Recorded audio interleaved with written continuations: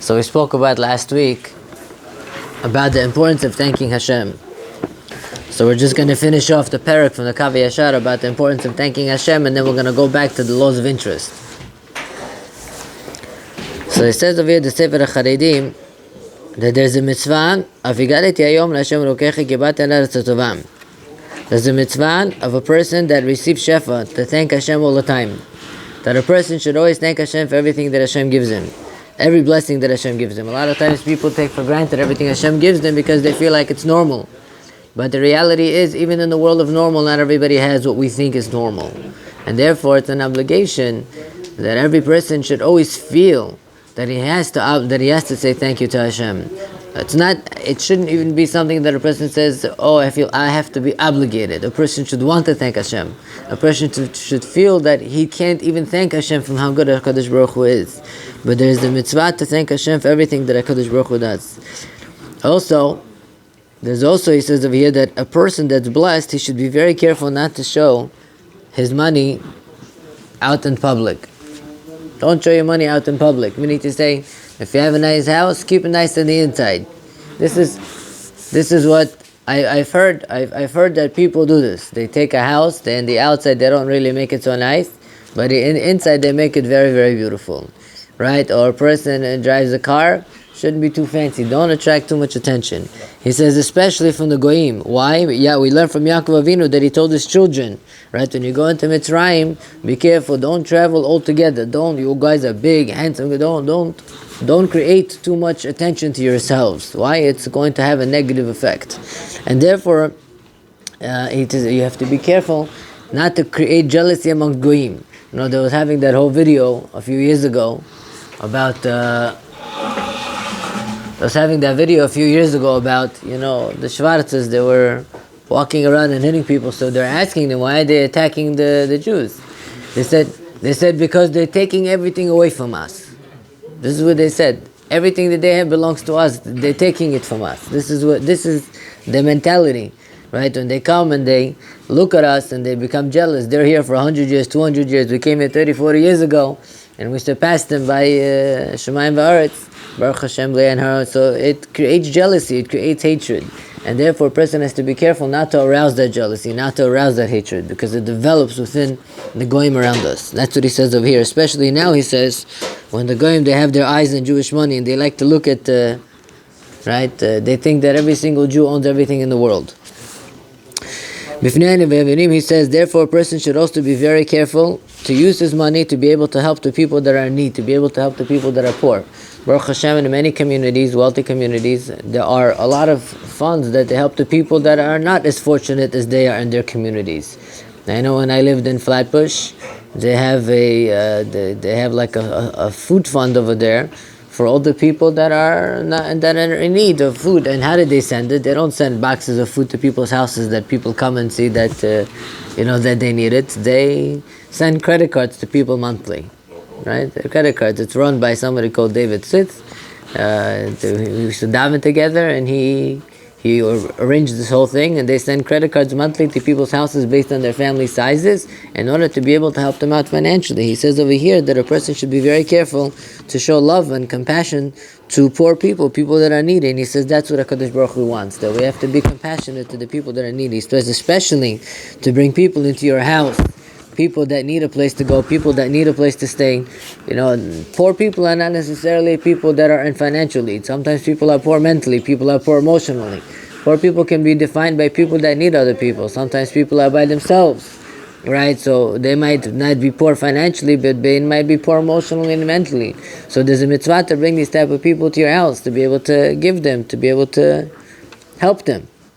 He says such a person is zocheh, brings poor people to your house, you zochet a tremendous amount of brachot. And not only that, it says many women that were not able to have children because they brought poor people to their house to eat and they fed them and so on and so forth. Shabbat especially, and Yom Tov especially, those zochet to have children. Actually, this is one of the things that they tell couples, lo aleinu, that cannot have children for a while. What did they tell them? They tell them do a lot of achnasat orchim. Every Shabbat, bring people to your house. Chagim, Yom Tov, bring people that need it, bring them to your house. Why? The zchut of achnasat orchim, the zchut of being able to give to the poor, is a tremendous amount of bracham. But who invite to the poor? Nobody invite poor. Everybody invite their friends. Opposite, they invite rich more than poor. I tell you, that's true, but that doesn't mean that it's right. Many things is not right, but most of the people want today city the somebody rich than poor. Who wants poor?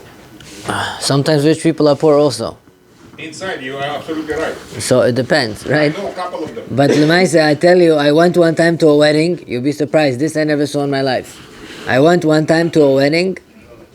A Bukharian guy made a wedding. He made a whole table over there for all the people that were unfortunate. Mamash, all the people that people would say outside begging for money. All those people, I see them all at the wedding. They're all sitting down at the wedding. Unbelievable. A Bukharian wedding, he didn't make them a separate table. Same table like everybody else, right? And they're all sitting down over there. They're all sitting down eating. They were surprised what they were doing there themselves. For them, this was like Gan Eden, right? But Lema'aseh, there is such a thing that a person makes a party. He has to make sure that he takes care of the aniyim. He should take sure that he shouldn't just leave them stranded and abandoned as if nobody cares about them and nobody loves them. At the end of the day, we are all one big picture. We all have to strengthen each other, give each other koach. If everybody's going to only look out to themselves and not care about anybody beneath them, right? You might go strong yourself, but if you don't have a strong klal, if you don't have a strong, let's say, community or a strong, like Klal Yisrael as a whole has to be strong. It's not the same. It first of all doesn't last as long, and it's not the same. Every single person has to look to bring the other person up, not to look to bring the other person down. You know, one time there was a story of this one guy. He had a very big company. He was making a lot of money. Somebody came, opened up the same type of a company next to him. He got very nervous. I think it was a supermarket. He got very nervous, and he started to think now that his financial situation is going to fall apart. What did he do? He went to the Rebbe. He went to one of the Rebbes and he told him, Rebbe, please. He said, curse this person, he shouldn't be successful. The Rebbe, curse this person, shouldn't be successful. The Rebbe told him, I want to ask you a question. You travel? He told him, yeah. He said, how do you travel? He said, by horse. He said, does your horse drink and eat? He said, yeah, of course. He doesn't understand what the rabbi is asking him. He told him, when you go and give the horse something to drink, what does he do? He drinks. He said, did you ever pay attention when a horse goes to the water and he looks inside? He hits the water first and then he drinks. He told me, you know why he hits the water and then he drinks? He says he looks inside the water, he sees another horse, a reflection. He thinks to himself, there's not enough water here for two horses. So he hits the reflection, then he drinks. But he doesn't realize there's more than enough water here for all the horses. There's nothing. He told me the same thing. He said, HaKadosh Baruch Hu has more than enough panasa for you and for him and for everybody else. I'll tell you another true story the other way around. There's a book press in Eretz Yisrael. This one guy who used to print books. He used to print Sefarim. And somebody else opened up right next to him. And he was okay with it. He invited the guy who opened up next to him as a competition to his house. And he was helping the guy in the business because he's been there for a long time. He was telling him, if you need anything, materials, papers, connections, if you need anything, I'll give it to you, I'll help you, I'm always here for you, don't worry. His wife comes to him after the guy leaves. She tells him, I don't understand. This guy had the chutzpah to come, open up right next to you, competition right next to you, and you're helping him? You should throw him out. What kind of arrogance is that? He told his wife, no, you're looking at it the wrong way. He said, really, the money that I'm supposed to make is going to come to me anyways. He said, until now, I've been working very hard to publish all these books. Now he's going to take half the work and I'm still going to keep the money that I'm supposed to get. Right? It's a different perspective of looking, right, of the truth, right? A person that, a ma'amin b'Hashem, a person that believes in the Torah and understands that that's the reality. Whatever HaKadosh Baruch Hu is nigzar on him, what he's going to make is what he's going to make. Whether or not there's a competition next to you or not is not going to take away from what you need to make. Now, there is the Peleioids, I'm just going to finish off with this, that says that there's a few different types of ways that HaKadosh Baruch Hu makes a gezerah on a person on Rosh Hashanah and Yom Kippur. One, he says HaKadosh Baruch Hu makes a gezerah on a person that he's going to be rich. So no matter what he does, the money is always going to come after him. Two, no matter what a person does, he's going to be poor alone. Whatever he does, it's always going to fail. And there's another type of person that's nigzar on him, according to the ishtadlut that he's going to do, that's how much money he's going to make. Right? That's the category of most people. Now, Ishtadlut is true, but bitachon is also a very big aspect of it. When a person develops a proper bitachon with the attitude of ishtadlut, the combination of both create much more siyata d'shmaya for a person. When a person realizes that at the end of the day, whatever he's supposed to make is going to make is from Hashem, it's much easier for him to be able to accept the competition that he's around, because he understands that reality is that as much as they look like they're competition, if Hashem wants to send you what you're supposed to get, you're going to get it anyways. Nobody's going to stop it. Now let's go back to the laws of ribit. The topic is the laws of interest. We're already in the middle, but we're still towards the beginning.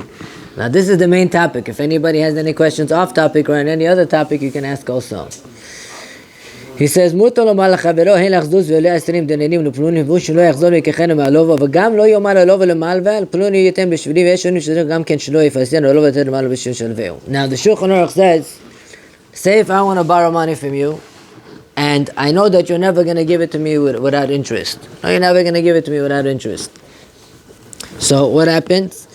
He's going to go to you, and he's going to pay you $10,000 to lend me $200,000. For example, I go to my son, listen, I want to borrow money from this guy. He's never going to give it to me without interest. He's going to for sure charge me $20,000 interest on $200,000, but I can't give him the interest. And he doesn't want to do the heter iska. He doesn't like to sign documents. It gets him nervous, right?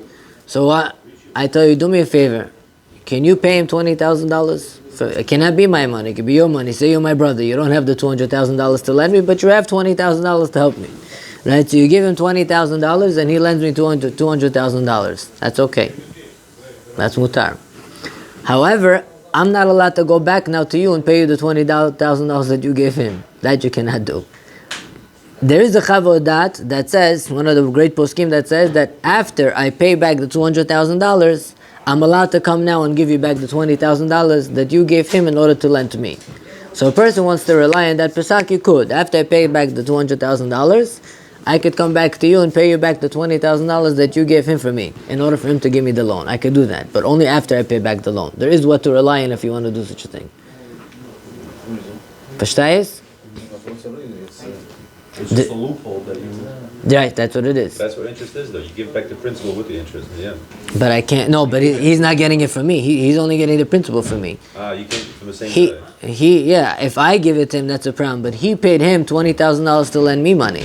Then he lent me the money. So after I paid back the loan, I went and I paid him the $20,000 that he gave him. So it's really two different people. It's a transaction of three people. It doesn't have an interest. So for me to set it up and to me to go pay him, right, while I'm in the interim with him, that's Ribid Rabbanan. That you're not allowed to do. But once everything is ready, said and done, and you wait a little time, I could go back. There's what to rely on if you want to go back and pay the other guy like that. Okay. What about, right, if I go to a gemach? Say there are gemachs that lend money, right? I go to the gemach. So the gemach is Gimalut Chasadim. There's different types of gemachs.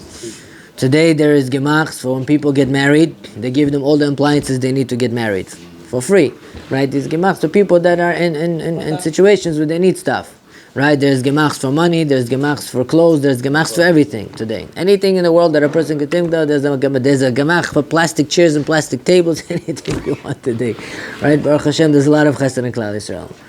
So now, say you go to a gemach that gives money. There are gemachs that give money, 10, 15, 20,000 for weddings, whatever it is, right? You go to a gemach, and the guy that's in charge of giving the money for the gemach, it's not his money. He's just the guy in charge. You tell him, listen, I need $20,000 in the gemach. He tells you, no, gemach limit $15,000. I can't give you $20,000.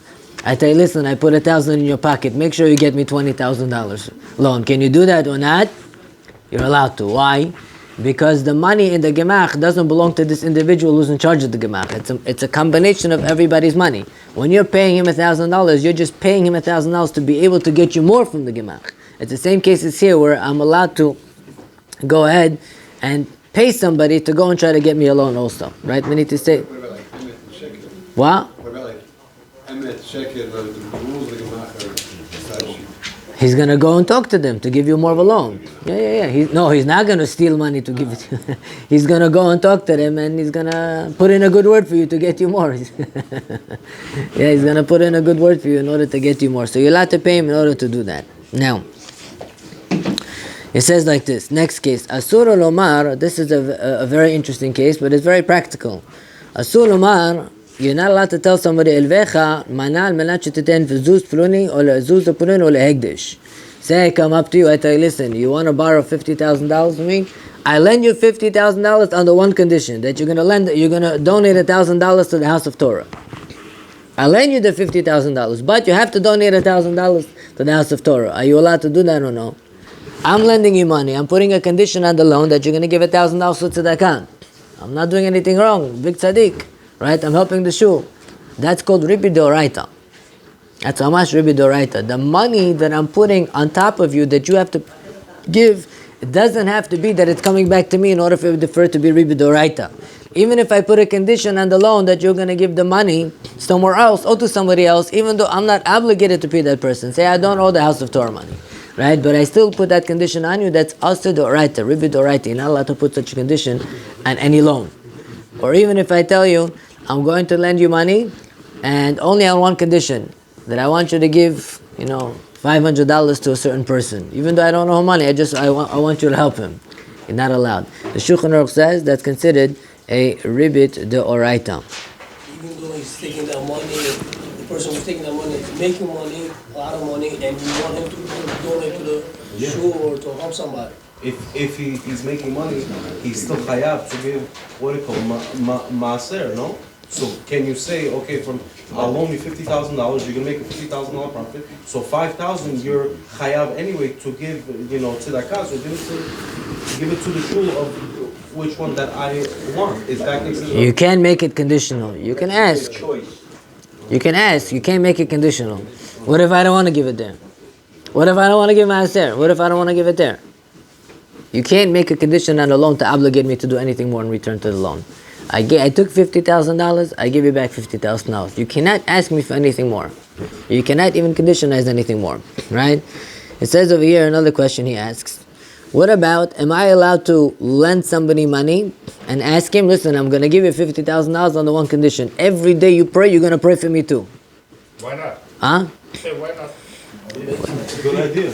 What? It's a good idea. But you're making my life more complicated now. I have to remember to pray for you every single day. Right? I finished when I pray, I got to put in another minute for you. Right? You're obligating me. You're putting upon me a responsibility. When you put a responsibility upon somebody, you're obligating the person. You're putting on that person an all. Right? So it says really, if you make a condition on such a thing, you're not allowed. Right? You're not allowed to make a condition. I can tell you, listen, I'll lend you the $50,000. Can you please daven for me? I can ask you as a bakasha, right? But I can't make it a condition to the loan. Same thing. If I tell you, Rabbi, I'll give you $50,000 to buy the house, but under one condition. You have to learn Mishnayot every day, Leinu Lishmat my father. You're not allowed to do that. But if I pay to the somebody learning college money, so you're gonna partner with it is allowed. It's not a loan. You're doing Yisachar b'Zivulun. Here, I'm lending you money. I want the money back, and also, not only do I want the money back, I want you to learn every day Leinu Lishmat my father. You're putting upon me a responsibility that's time consuming, and I have to do things now, right? If you want to pay him for it, you can pay me even $2 for it. That's okay, as long as he's not doing it for free as a condition to the loan. I can tell you, listen, I'll lend you $50,000 and I'll give you another $100. Learn Mishnah from my father every single day. So I'm paying you for the service, is okay, but I'm taking something for free and I'm obligating you to do it in return for the loan. That I'm not allowed to And do. if this person doesn't learn, so it's like he's stealing or not? Let's say In which case? Huh? In which case? I pay you the money. Let's say you learn Leilun Nishmat, and you Yeah. don't learn. Of course, that's stealing. Oh, so this also can. What about people if it's pay money for the, say, Kaddish for his father or mother? How it's called this? It's nothing. You're just paying for a service. You're paying for a service. But you said same thing, you're not supposed to pay. No. So When you give money, you get it back. You're paying him, you're not lending him. он говорит, ты не можешь, когда человек... Это вдол. Долг нельзя давать. If you give a loan, you cannot tell them, okay, I gave you a loan, say Kaddish for my father. Можешь давать деньги, но обратно не получишь. I tell you, I lend you money on condition that you say Kaddish to my father all year. I don't want to go to shul anymore. You do it. You could do, for example, here's $50,000. Okay, I want $40,000 back. Condition is, you learn from me. That's allowed. That's allowed, right? Yeah, you're paying for that service. That's okay. That $10,000. As a payment, yeah, you're allowed to deduct from the loan as a payment for a service. That's okay. Yeah, that's for sure okay. Right? If you have three brothers, 4 brothers, Yeah. one brother say Kaddish for everybody. Is that allowed or no? One brother say Kaddish instead of everybody for the father, you're saying. Yeah. Is it allowed? Everybody should be saying Kaddish. Everybody should be saying Kaddish. It's the least that a person could do. Kaddish is the bare minimum a person should do for his parents. A person really has to do a lot more for his parents after they pass away. A person should learn Mishnayot himself. A person should be Kovei Itim. A person himself should live in a way that in Shemayim it'll be very helpful for his children. A person, one of the brachot is that a person's children are going to be righteous, because if a person's children are not righteous, and even though a person was religious, after 120 a person is going to have to answer for all his children, which is very severe, right? So imagine a person's father is religious his whole life and his children are off the derech lo aleinu, right? It's a curse. I tried to say, let's say, father passed away and 3 sons. If let's say just one son says the Kaddish, is it count? Is it count like all 3 of them? Or which one's supposed to say? Everyone is different. Everybody speak from the mother separate. Every single person that says Kaddish and every child that says Kaddish is helpful to the father. Everything that every child does. They made a deal. They said, listen, we're going to work. They're in the same business. They're working together. Can they share? Let's say someone go in the morning, someone goes at night. They Because made a the deal family is together. Look, it's for sure going to help, but you asked if one is equivalent to 3. It's not equivalent to 3. Every single person helps more, right? Anything is like that, right? Every single person helps more. Если папа умер, все сыновья Кадиш говорят. А если мама умерла, можно менять. Кто тебе сказал это? Нет такого, что вы говорите. Посмотри, если мама умерла, ты можешь один сын утром пойти. Нет такого, нет Это такого. еще и так. Нет такого. Все 10 Мама и папа сыновья должны пойти утром. Он Рабай вам скажет, что у вас. Каждый, конечно, должен молиться, правильно, 24 часа, но в смысле, it's not good. Every single, Вообще не говорит. Рафичо больше вообще не говорит, это вообще никогда. Если у тебя есть Я это слышал урок. Нет такого. Покажи мне этого раба, который сказал тебе, что мама... Было бы рук. Я тебя прошу. Оставь его в покое, пожалуйста. you're not allowed. No, Он не раба. you guys,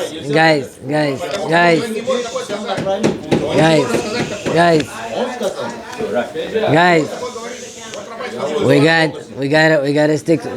Я говорю, что он не имеет права такое We говорить. gotta stick to the Он не имеет права такое the maaseh. The more. Можно такое говорить, что мама не так уж важна, что как папа. I understand why he would say that. I'm not saying that that's the right way to say it, but I understand why he would say such a thing. I'll tell you why he probably said it. I'll tell you why. Why is it that by the Sephardim we mention the mother's name and not the father's name?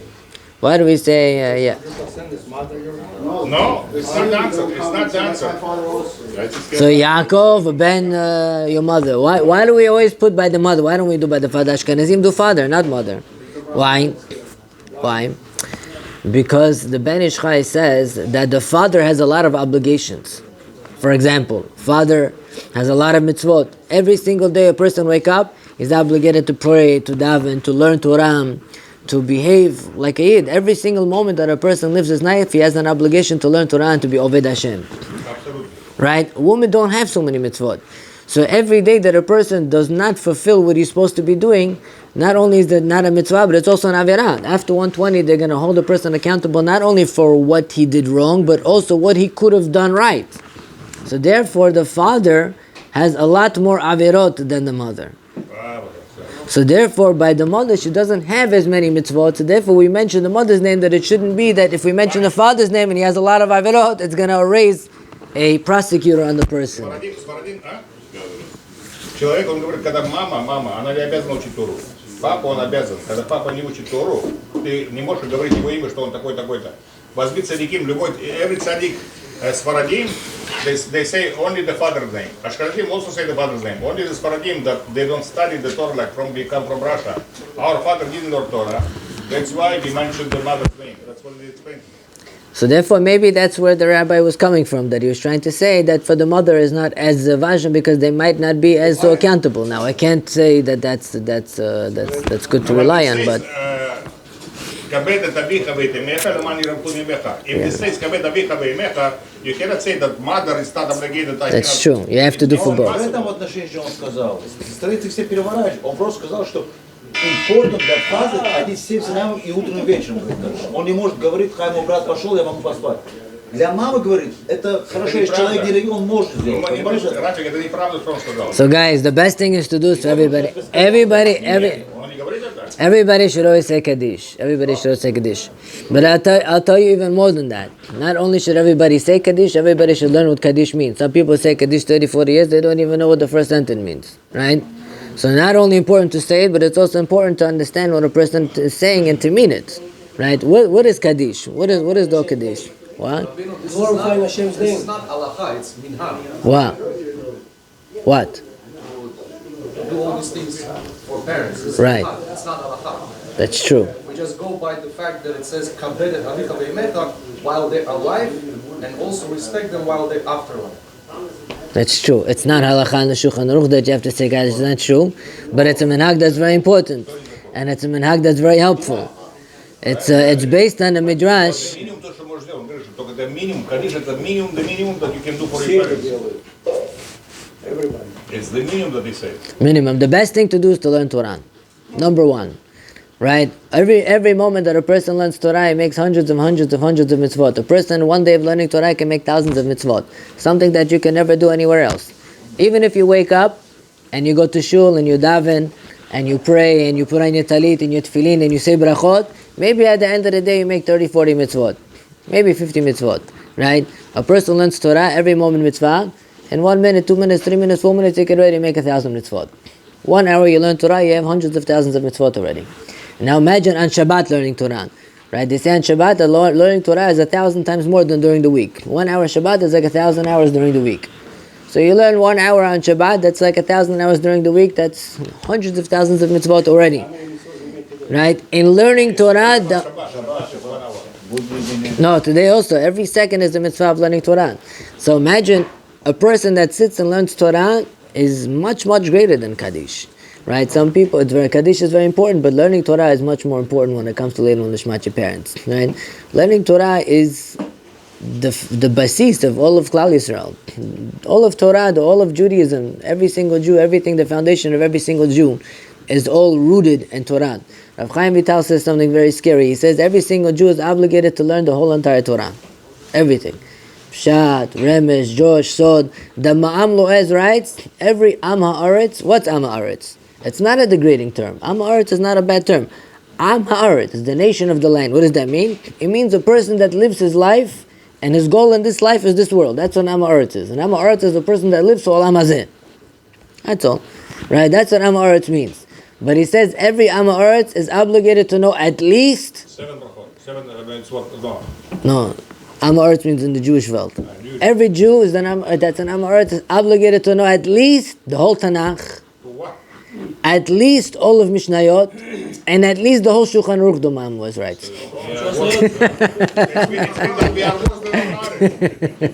Huh? We are worse than Amaretz. To that, even after all that, he's still considered Am Ha'aretz. Right? He knows Tanakh, he knows Mishnayot, he knows the whole Shulchan Aruch, right? That every Am Ha'aretz is supposed to know everything. Many people think that the Shulchan Aruch is for the rabbis, the Torah is for the rabbis, and everything's for the rabbis, and they don't have to know anything. That's not true. Every single person has an obligation to know the whole Torah himself. Every single... if you think about it, if you learn 2 halachot every day you take a Sefer after Shacharit, you learn 2 halachot. Every month you learn 60 halachot. In 1 year, how much is that? 660 halachot. 720? 720 halachot you learned in 1 year. 2 halachot a day, not even 5 minutes. If you learn 3 halachot, which is 5 minutes, it's already over 1,000 halachot that you're learning a year. A person looks at it as something very big. But you don't look at it like that. You take it as something very small. You start small, every day you do it. After a year, 2, 3 years, you look back, you realize how much you did. If you learn 1 Mishnah a day, that'll take you maybe 5-10 minutes. After a few years, you look back, you're already done. But you have to start somewhere. A lot of times, other people don't start. They look at it as a very big project. And they think it's never going to end. And it's not for me, it's never going to happen. And the main excuse that people have is what? I don't have the brain for it. That's the most common thing that you have everybody. They say. Everybody says the same thing, right? I don't have brains for this, but that's not true. Why? A person has brains to make money, he has brains. To be a good businessman, he has brains. To do everything that he needs in life, he has brains. To sit and learn Mishnah, he doesn't have brains, it doesn't even make sense. It doesn't even make sense to even make such a statement. Right? It automatically doesn't make sense to make such a statement. If a person would take every single morning, he have kiviyut team 10 minutes every day after shacharit, instead of leaving, every day 10 minutes after shacharit, you learn 3 halachot and 1 Mishnah. They're telling you, you're going to look back after a year, 2 years, you're going to look back, you learn thousands of halachot and hundreds of mishnayot. It's unbelievable how much a person can gain. In 2 years of learning 1 mishnah a day, you already learned, what is that, like 800 mishnayot almost, 700 something mishnayot, just 1 mishnah every single day. So you don't look at it as a big picture. I remember when we started learning in Kolo, we started learning Eruvin.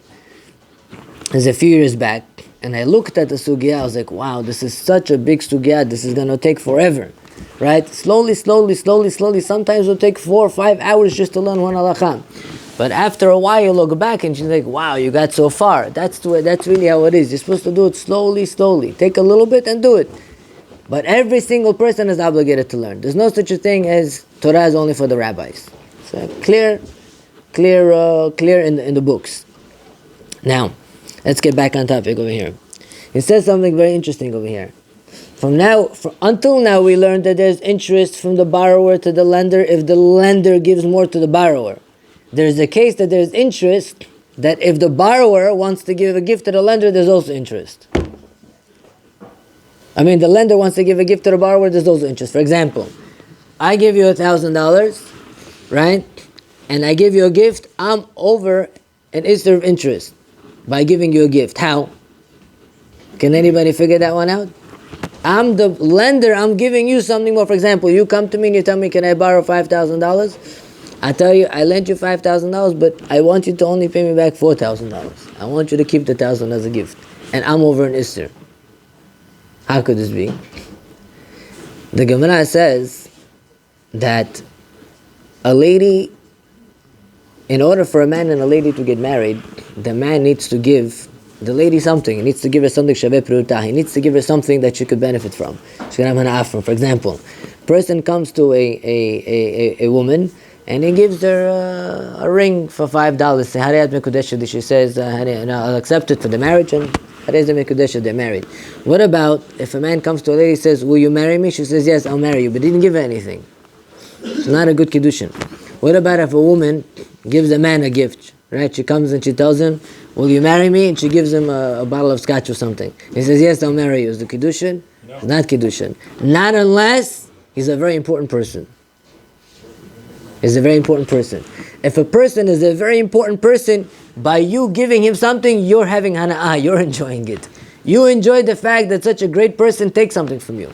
Imagine you go to Rav Ovadia Yosef's house, and you give him, and you buy him a jacket as a gift, and you give it to him, and he puts it on every day. Who's having more hana'ah? You gave it to him, but you're enjoying more that he's wearing it as if you received $20,000. When you're giving somebody that's big something, you're benefiting from that. You're having hana'ah from that. So if a lady would come to a person that's a chashuv person, that's a very important person, and she would give him a gift, right? And she would tell him that I want you to marry me through the hana'ah that I'm receiving by giving you this gift. And they said, okay. She's married even though she's giving it to him. Why? Because she's really receiving here. Because somebody that's very important is taking something from her. She's the one who's considered the receiver. Verstehst? So if somebody's coming to me, say for example you have a very big rabbi that's coming to you, right? The chief rabbi over here, very chashuv person, right? So you tell him, Rabbi, I lent you $5,000, but I want you to keep 1,000, right? I'm having hana'ah by you keeping that 1,000 for me. That hana'ah that I'm having by you keeping that 1,000, that me giving you the gift that you're accepting, I'm having extra hana'ah in addition to the loan that I'm giving you. By having that, I'm over Ribi D'Rabbanan. Can you imagine that? I'm giving you, but I'm really taking. Because of the hana'ah that I am receiving from the actual giving. So such a thing would also be asur. Now, what's considered Adam Chashuv? Not everybody is Adam Chashuv. Not everybody in this category will be Adam Chashuv. What's considered an Adam Chashuv? Who could take a guess what's considered an Adam Chashuv? Yes. What? A person that doesn't take gifts from anybody. Api halacha, and Adam Chashuv is the person that doesn't take gifts from anybody. Soneh matanot yichye. Soneh matanot yichyen. A person that doesn't take gifts from... Is that a gift? It's a good question. I don't know. But yeah, Why not? I guess so. But a person that doesn't accept gifts from anybody, he says that's considered an Adam Chashuv. That's considered an Adam Chashuv. You're Rabbi, I don't get it. If you give a son, you give somebody $30,000. yeah. Then you give him a son. What? You give him a son. You can't cancel his debt. You don't get the money back. You're allowed to You give it cancel. as a loan, and then he said, you know what? Then you guys how you are, or who you really are. Keep the money. How's that? That's okay. You want to be mochel the choiv. That's okay. To make a condition on the loan to begin with that you're going to give him something in addition. For example, tell Rabbi, I only lend you money if you let me do something for you. That you're not allowed to do. That you're not allowed to do, because by giving you're really receiving, because you're receiving hana'ah. So you're making a condition to receive hana'ah by giving such an individual something. That you're not allowed. But if you gave somebody a loan and you decide to be mochel, you can be mochel. That's okay, right? It's okay to be mochel afterwards. Let me ask you a question. If you go out with someone in a restaurant and the other person decides to pick up the tab, is that considered to be a gift? Yeah, of course. What? We don't go out all the time. So we pick up a tab. I pick up this day, he picks up next day. Happens to be a week later, he gave me a big roll. So that's okay. That's not an Adam Chashuv. Adam Chashuv is the person that doesn't take gifts from anybody. What?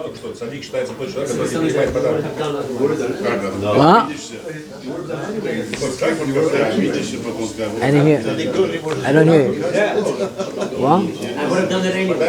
What? Meaning him go out, we can get more pick up the tab either way. That's okay. But we're talking about when you're not allowed to give to Adam Chashuv. Once a person receives gifts from people, he's not categorized in this category.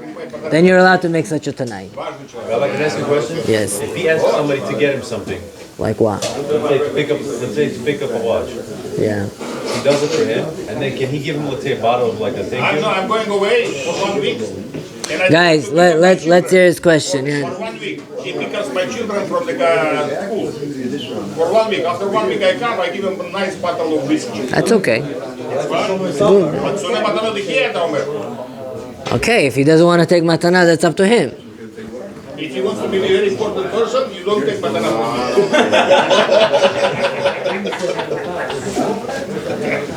That's okay. That's okay. Man, that's fine. Don't take anything. I'll tell you, you guys weren't here when we spoke about this. This is a very common case. What happens in business a lot of times. We had this discussion last week somewhere else. If I give you merchandise on credit and you owe me money, are you allowed to pay me more money than what you owed me originally? Right?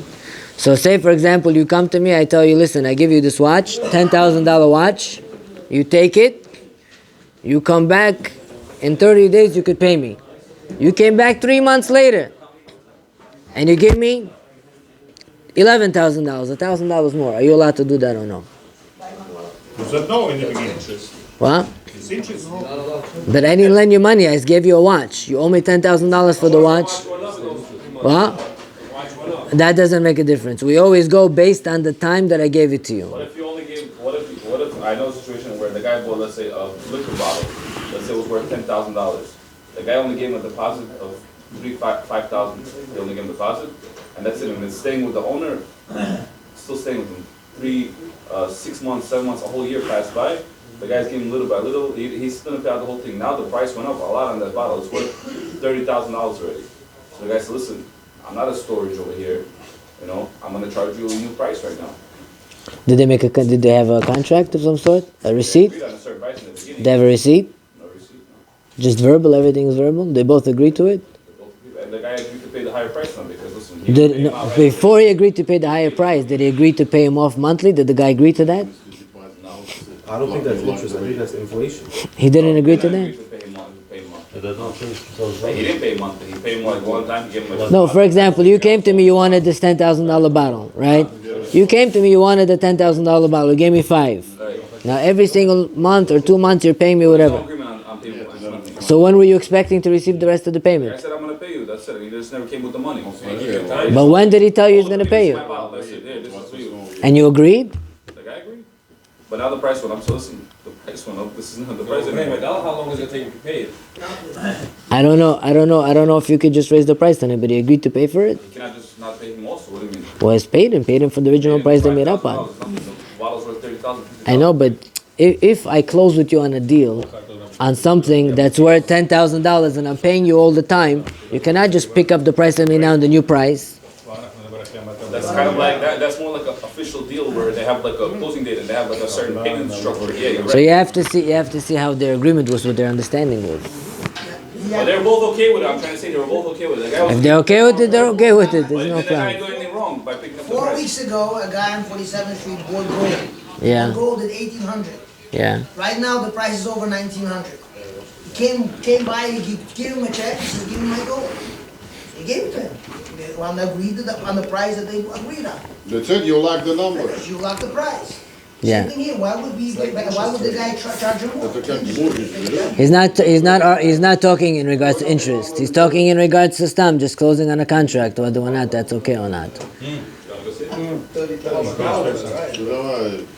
I'll tell you one classical case over here. I'll tell you one case and then you guys could say Kaddish. Right? I have to go buy it. I don't necessarily have the gold in my hand and say I have it for you, come take it. I only agreed with you on the agreement. I'm going to say I will supply you with the gold. You coming to me 4 weeks later, the price is way high. I have to go spend now $1,900 per an ounce just to give it to you. So I lost money at the end. I didn't gain money. And you didn't give me the money. It's not like you gave me money. You paid for it. You coming to me later. Rabbi, never open up on 47th Street, Rabbi. No, not that. I worked on 47th. Don't worry about that. No, still, how does it work? Is it repeat? What? I said I'm gonna buy from you gold. Let's say I bought from you 100 ounces of gold. And you didn't give me anything. And you don't necessarily you have the gold. I don't have it? You don't necessarily have it. Okay. Who holds on to 100 ounces of gold? People on 47th Street, they play their game. Okay, now what? Now, 4 weeks later, you coming, the price on gold went up. It's over $1,900. You said my price has changed. What's the big deal? You No, didn't but give me you nothing. can't. Did you give me money? You gave me money? If you gave him a deposit, something. But right now, I gave you a check. I won't like Nobody's gonna work that way though. I don't have the gold to give it to It's you. constantly fluctuating. Nobody works like Who that. has 100 ounces of gold sitting in the safe doing nothing? I don't know. It's always on the move, always on the move. I don't know. Wasn't that the case with the silver that you guys bought? That was a little different. That was exactly the case. It dropped that day, right? It's a little different. What are you gonna do? That's what happens. Business fluctuates like that, but what? No. I have to give it to you for the price that you locked in. Not necessarily. I don't know. It depends on if they made a contract on that price or not. Someone's gonna get checked. Nobody would ever lock in on that. When selling such a big amount of gold, knowing that this person is not going to take it right now, no normal person that knows business would ever lock in a price on the price now, knowing that it could fluctuate like that, right? But anyways, let's get back to the halakha of over here. Let's continue discussing what we're discussing over here. Now, let's do one more case, and then we'll say Kaddish. Right? Say if I came to you, and I told you, give me merchandise on credit. You gave me merchandise on credit for $10,000. Now I owe you $10,000. So, if I come to you after a month or two and I want to give you $11,000, there's a machloket whether or not you're allowed to do that. Why? Because why am I giving you $11,000? If I would buy the merchandise to you and I would have the cash on the spot, would I give you $11,000?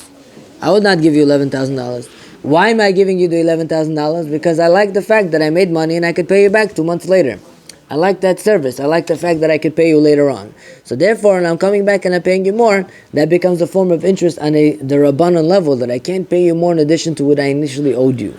However, the Shach says that if it's a little bit more, you're allowed to, as long as you don't tell him why you're giving it to him. You can just assume that you're giving him a gift, right? Then the Shach says it would be mutar.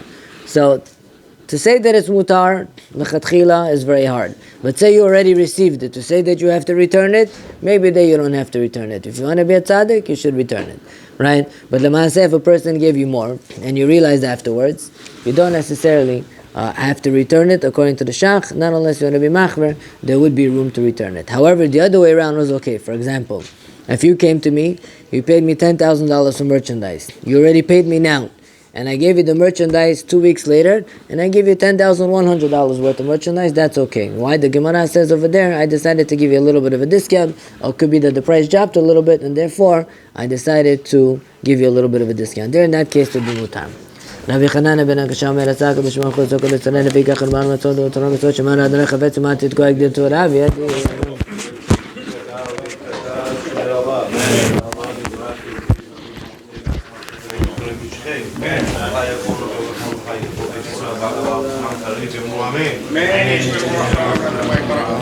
Amen.